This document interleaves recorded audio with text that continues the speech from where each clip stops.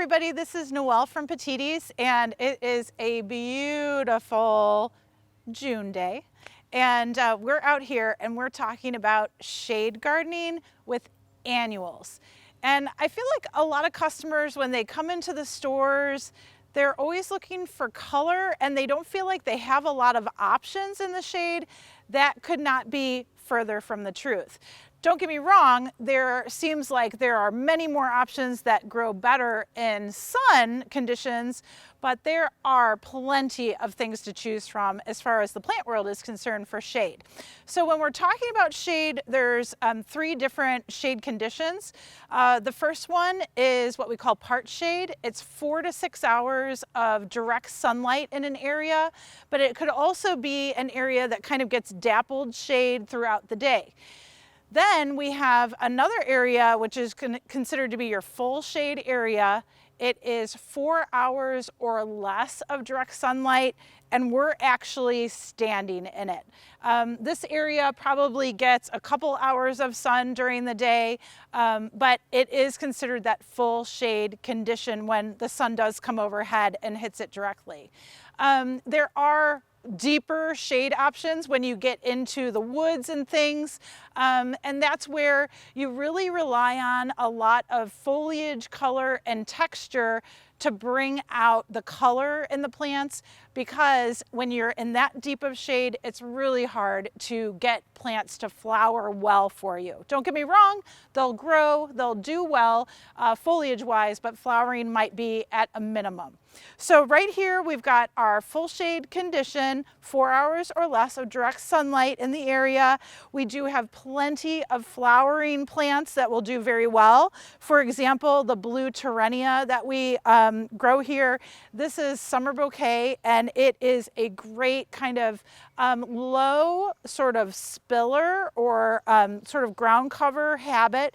So we've got the blue Torenia here. We also have these beautiful bright orange SunPatiens, which are a type of New Guinea impatient, and they will do well in full sun or full shade. Wherever you want to stick the SunPatiens, we love them, and they do a fantastic job, especially in shady areas for color.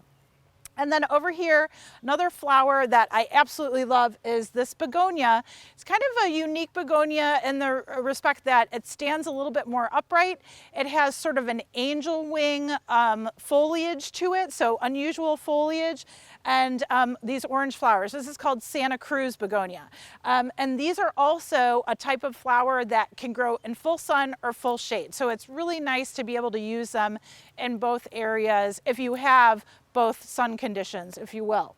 Now for the foliage, I absolutely love Coleus, and it's really because there's so many different heights and textures and colors, and so I do have Coleus Oxblood here, which is the darker sort of burgundy with the yellow edges, and then I also have a bright green scalloped edge, one called Rodeo Drive, and it's got some dark touches of almost like a dark black in the leaves, and I love that one too, just because the textures are so different and the colors are so vibrant. So really plays well with this color scheme. The last foliage plant that we added were actually just a couple of dots of Lysimachia or golden moneywort.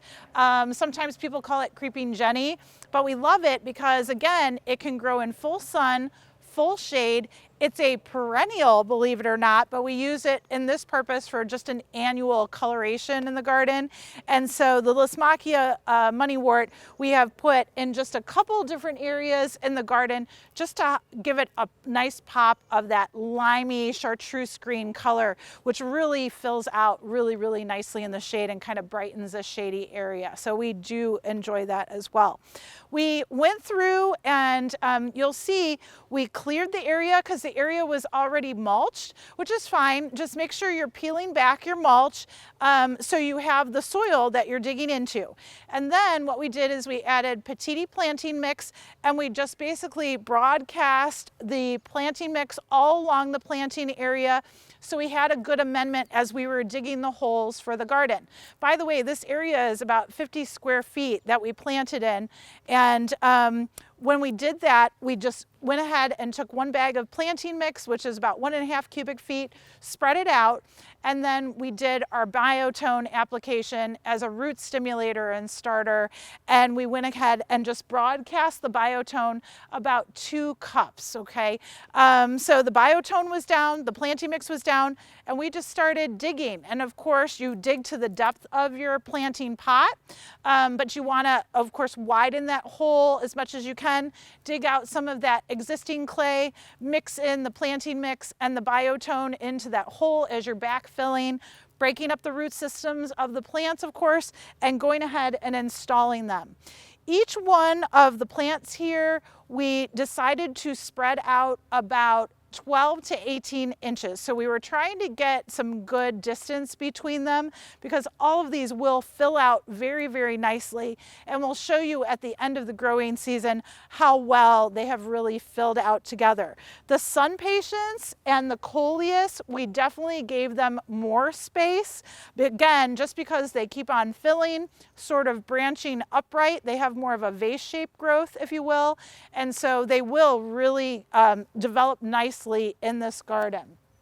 The rest of the plants, like I said, the Torenia and the Lysimachia will definitely be more of spreaders or spillers. So they're going to have kind of a low mounding spreading look.